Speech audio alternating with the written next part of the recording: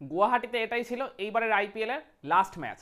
তো এই জায়গায় মহেন্দ্র সিং ধোনির জন্য মানে গুয়াহাটির মতো জায়গাতেও সিএসকে একটা খুব বড় সমর্থন পেয়েছিল। কিন্তু তারপরও এটা যেহেতু রাজস্থান রয়্যালসের হোম ম্যাচ ছিল, আর প্রথম 3 ম্যাচ যেহেতু তাদের ঘরের ছেলে রিয়ান পরাগ নেতৃত্ব দিচ্ছে আরআরকে, তো সেই কারণেই গুয়াহাটি কিংবা ওই আসামের একটা বড় অংশ অবশ্যই ওই জায়গায় মানে তারা চাইছিল যে রাজস্থান রয়্যালসে জিতুক এই ম্যাচটা। অন্তত এই আর কি সিজনে একটা ম্যাচও তারা ওই জায়গায় আর কি তাদের ঘরের ছেলেকে জিততে দেখতে চায়। তো ওই জায়গায় এই ম্যাচে টস জিতেছিলেন ওই চেন্নাইয়ের ক্যাপ্টেন ঋতুরাজ গায়কোয়াড়, জিতে তিনি ওই জায়গায় রাজস্থানকে ব্যাটিং করতে পাঠিয়েছিলেন। তো রাজস্থানের ইনিংসের শুরুটা একেবারেই ভালো হয়নি। জয়সওয়াল একটা বাউন্ডারি মেরে শুরু করলেও ওই মানে প্রথম ওভারের তৃতীয় বলেই তিনি নিজের উইকেটটা থ্রো করে দিয়ে আসেন। তো আবারও একটা বড় ইনিংস খেলতে এদিন তিনি ব্যর্থ হলেন, মাত্র 4 রান করে প্যাভিলিয়নে ফেরত গেলেন। আর এরপর সেকেন্ড উইকেটে ওই আর কি তাদের ওপেনার ওই সঞ্জু স্যামসন আর ওই তিনে নামা ওই নীতিশ রানার মধ্যে একটা পার্টনারশিপ গড়ে ওঠে 82 রানের। এই পার্টনারশিপটার উপর ভর করেই রাজস্থান এই ম্যাচে প্রবলভাবে কামব্যাক করে। আর খুবই সারপ্রাইজিংলি নীতিশ রানা 3 নম্বরে নেমে যে ইনিংসটা একদিন ডেলিভার করলেন অবিশ্বাস্য ছিল, মানে কেউ ভাবতেও পারেনি যে নীতিশ রানা এরকম একটা এক্সপ্লোসিভ ইনিংস খেলতে পারেন। তো ওই জায়গায় এই দুই ব্যাটারের হাত ধরে প্রথম পাওয়ার প্লে 6 ওভারের মধ্যেই 79 রান তুলে ফেলে রাজস্থান রয়্যালস, যেটাও ছিল এই আর কি পয়েন্ট অফ ভিউ থেকে খুবই অবিশ্বাস্য একটা ব্যাপার।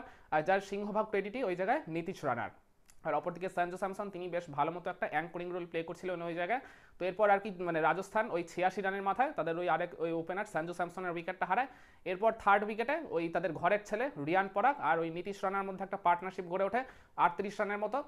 এই পার্টনারশিপটাও বলতে গেলে ওই জায়গায় বেশ কিছুটা অক্সিজেন দিয়েছিল ওই রাজস্থান রয়্যালসকে। তো নীতিশ রানা মাত্র 21 বলে তিনি নিজের 50টা এদিন কমপ্লিট করলেন। একটা চমৎকার ইনিংস তিনি এদিন ডেলিভার করেছেন। পার্টিকুলারলি স্পিনারদেরকে যেভাবে বেছে বেছে টার্গেট করেছেন ওই রবিচন্দ্রন আশ্বিন আর নূর আহমেদকে, খুব মানে কি ব্রিলিয়ান্টলি ওই জায়গায় তিনি সামলেছেন বলতে হবে। তো ওই জায়গায় প্রথম 10 ওভারে রাজস্থানের স্কোরটা হয়ে গেছিল 100, 11 ওভারে হয়ে গেছিল 112। ইভেন নীতিশ রানা যখন ওই 12 নম্বর ওভারে আউট হলেন ওই রবিচন্দ্রন আশ্বিনের একটা আর কি ওই ওয়াইড ডেলিভারিতে আর কি স্টেপ আউট করে খেলতে গিয়ে তিনি স্টাম্প হয়ে গেছিলেন। 36 বলে 81 রানের একটা ব্রিলিয়ান্ট ইনিংস তিনি ডেলিভার করেছেন। তো ওই জায়গায় 12 নম্বর ওভার শেষেও আর কি রাজস্থানের স্কোরটা ছিল 3 উইকেটে 129।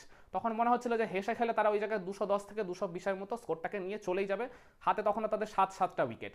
কিন্তু এই জায়গা থেকে একটা দারুণ কামব্যাক করে চেন্নাই সুপার কিংস। লাস্ট 8 ওভারে তারা কনসিড করে মাত্র 53 রান, আর রাজস্থান ওই জায়গায় খোয়ায় 6-6টা উইকেট। তো এইখানেই বলতে গেলে আর কি ম্যাচটা অনেকটা আর কি সিএসকের দিকে ঢলে যায়। যদি আর কি চেন্নাই ম্যাচটা জিততে পারতো তাহলে এই ঘটনাটাকে টার্নিং পয়েন্টের দাবিদার হিসেবে কিন্তু তুলে ধরা যেতেই পারতো। তো ওই জায়গায় এর পরবর্তীতে ওই নূর আহমেদ থেকে শুরু করে মাথিসা পাথিরানা রবীন্দ্র জাডেজা সবাই ওই জায়গায় আর কি উইকেট নেন। ওই জায়গায় আর কি প্রত্যেক আর কি ওভারই অলমোস্ট একটা বা দুইটা করে উইকেট হারাতে থাকছিল রাজস্থান রয়্যালস। সেভাবে পরের দিকে আর বড় কোনো পার্টনারশিপও গড়ে ওঠেনি। ওই মাঝে ওই মানে সপ্তম বা ষষ্ঠ উইকেটে ওই সিমরন হেটমায়ার আর তাদের ক্যাপ্টেন রিয়ান পরাগের মধ্যে একটা 26 রানের জুটি গড়ে উঠেছিল। ওইটুকুর জন্যই আর কি জাস্ট তাদের ওই স্কোরটা ওই 170 বা 180 প্লাস হয়েছে বলে আমি মনে করি। এরপর রিয়ান পরাগও আর কি নিজের উইকেটটা থ্রো করে দিয়ে আসেন। তারপর ওই সিমরন হেটমায়ারও আর কি ওই লাস্ট ওভারে আর কি তিনিও আর কি আউট হয়ে যান। তো সব কিছু মিলিয়ে ওই জায়গায় মানে 9 উইকেটে 182-তে শেষ করে রাজস্থান রয়্যালস।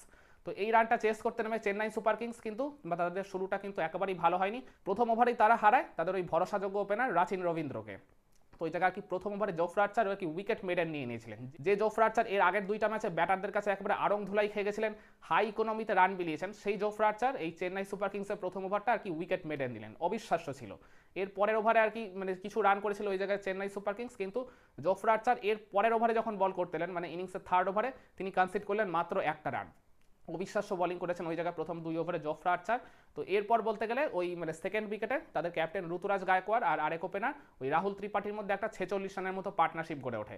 এই পার্টনারশিপটা আর কি কিছুটা আর কি অক্সিজেন দিয়েছিল ওই জায়গায় চেন্নাই সুপার কিংসকে। তো প্রথম 4 ওভারে তাদের রানটা ছিল মাত্র 16। এরপর লাস্ট 2 ওভারে মানে পাওয়ার প্লে লাস্ট 2 ওভারে তারা 26টা রান যোগ করে 6 ওভারে রানটাকে নিয়ে যায় 42-এ। তো এরপর 46 রানের মাথায় ওই জায়গায় রাহুল ত্রিপাঠীর উইকেটটা হারায় চেন্নাই সুপার কিংস। তো এরপর বলতে হবে থার্ড উইকেটে ইম্প্যাক্ট সাব হিসেবে আসেন ওই জায়গায় ওই শিবম দুবে। তো শিবম দুবে আর ওই ঋতুরাজ গায়কোয়াড়ের মধ্যে একটা আবার 26 রানের মতো পার্টনারশিপ গড়ে ওঠে।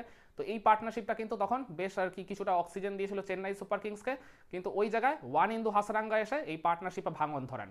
তো তার হাত ধরেই বলতে গেলে মূলত রাজস্থান রয়্যালস কিন্তু এই ম্যাচে বেশ ভালোভাবে কামব্যাক করেছিল। তো প্রথম ওই আর কি 10 ওভারে চেন্নাই তুলতে পেরেছিল মাত্র 74, খুঁয়েছিল ওই জায়গায় 3টা উইকেট। তো এরপর আর কি ক্রিজে আসেন বিজয় শঙ্কর, যিনি কিনা এদিন আর কি মানে অনেক দিন বাদে সিএসকে জার্সিতে আবারও কামব্যাক করলেন বলতে পারেন। তো ওই জায়গায় বিজয় শঙ্কর একটা ছক্কা মেরেছিলেন ওয়ানিন্দু হাসারাঙ্গাকে, কিন্তু তার ঠিক ভেরি নেক্সট ডেলিভারিতেই হাসারাঙ্গা তাকে ফেরান। হাসারাঙ্গা এদিন 4টা উইকেট পেয়েছেন, তার মধ্যে 3টা ইনসিডেন্টে এরকম ঘটেছে। ওই যে আর কি মানে একটা ছক্কা কনসিড করেছেন তার ঠিক পরের বলে আর কি তিনি ব্যাটারদেরকে আর কি প্যাভিলিয়নে ফেরত পাঠিয়েছেন। তো এই জায়গায় আর কি বিজয় শঙ্করের উইকেটটা হারিয়ে তখন চেন্নাই কিন্তু বেশ কিছুটা বেকায়দায় পড়ে গেছিল। 4 উইকেটে তখন তারা হয়ে গেছিল 92। এরপর রবীন্দ্র জাডেজা আর ঋতুরাজ গায়কোয়াড়ের মধ্যে একটা পার্টনারশিপ গড়ে ওঠে 37 রানের ওই পঞ্চম উইকেটে। তো এই পার্টনারশিপটাও কিন্তু বেশ ভালোভাবে তখন এগোচ্ছিল সিএসকের জন্য। মানে মনে হচ্ছিল যখন চেন্নাই আর কি শেষমেশ ম্যাচটা জিতে যাবে, যতই আর কি ইকুয়েশনটা একটু মানে আপস অ্যান্ড ডাউনস হোক না কেন, ওই জায়গায় আর কি ঋতুরাজ আউট হওয়ার আগে পর্যন্ত চেন্নাইয়ের আর কি জয়ের ইকুয়েশনটা ছিল 26 বলে 54, very much achievable, very much possible. তো ওই জায়গায় ওয়ানিন্দু হাসারাঙ্গা তার স্পেলের একদম লাস্ট ওভারে বল করতে এসে তিনি ওই লাস্টের আগের বলে তুলে নেন ওই ডেঞ্জারাস ঋতুরাজ গায়কোয়াড়ের উইকেটটা। ওই জায়গায় তার উইকেটটা হারিয়ে কিন্তু তখন চেন্নাই বেশ কিছুটা বেকায়দায় পড়ে যায়। তো তিনি একটা খুব ভালো ইনিংস ডেলিভার করেছেন, 50+ স্কোর পেয়েছেন। তো এরপর ক্রিজে আসেন মহেন্দ্র সিং ধোনি। তো ধোনি এদিন আর কি 7 নম্বরে ব্যাটিং করতে এসেছিলেন। তো এটা আর কি চেন্নাই সুপার কিংসের ফ্যানেদের জন্য খুবই ভালো একটা খবর ছিল। কিন্তু ওই জায়গায় ধোনি আর জাডেজার মধ্যে একটা 35 রানের মতো পার্টনারশিপ গড়ে উঠেছিল। তো ওই জায়গায় আমি বলবো তখনও আর কি চেন্নাইয়ের জয়ের জন্য খুব ভালো একটা ইকুয়েশন আর কি ছিল। শেষ 12 বলে আর কি 39 রানের প্রয়োজন ছিল, কিন্তু এই লাস্টের আগের ওভারে তুষার দেশপান্ডেকে ওই ওভারে 4 ছক্কা পিটিয়ে একবারে 20টা রান বের করে নিল এই ধোনি আর জাডেজা। তো যার জন্য লাস্ট ওভারে তাদের জয়ের জন্য প্রয়োজন ছিল 19 রান। মনেই হচ্ছিল যে এই দুজন যেরকম টাচে রয়েছে হয়ে যেতেই পারে, সন্দীপ শর্মাকে তারা পিটিয়ে রানটা তুলে নিতেই পারে।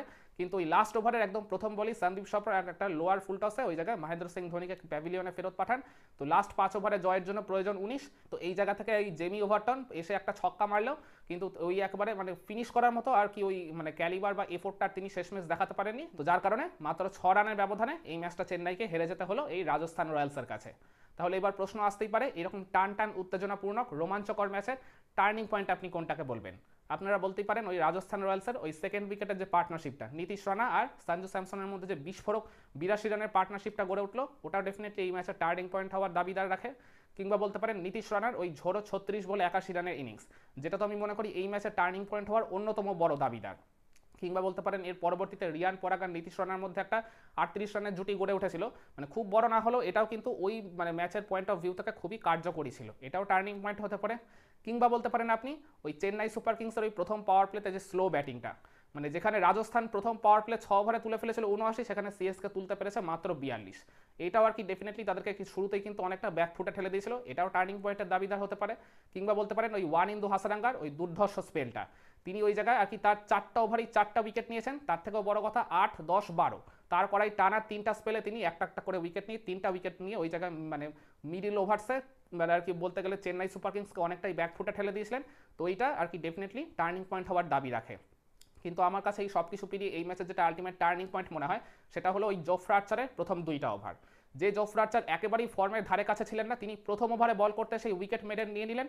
আর তার ঠিক পরের ওভারে মানে চেন্নাই সুপার কিংসের ইনিংসের 3rd ওভারে বল করতে এসে তিনি ওই জায়গায় মাত্র 1 রান কনসিড করলেন, মানে প্রথম 2 ওভারে তিনি মাত্র 1 রান দিয়েছিলেন। সেই কারণেই প্রথম 4 ওভারের শেষে চেন্নাই স্কোরটা দেখাচ্ছিল 1 উইকেটে 16, যেটা কিনা পরবর্তীতে আমি বলবো অনেক কস্টলি হয়ে গেছে যখন আপনি মাত্র 6 রানে ম্যাচ হারবেন। তো আমার কাছে সব কিছু পেরিয়ে জোফরা আর্চারের করা ওই প্রথম 2টা ওভারকেই মনে হয় এই রাজস্থান আর চেন্নাই ম্যাচের আলটিমেট টার্নিং পয়েন্ট। একমত হবেন আমার সাথে, নাকি আপনার কাছে এই ম্যাচের টার্নিং পয়েন্ট অন্য কিছু ছিল? কমেন্ট করে আপনার মতামতটা জানাতে পারেন।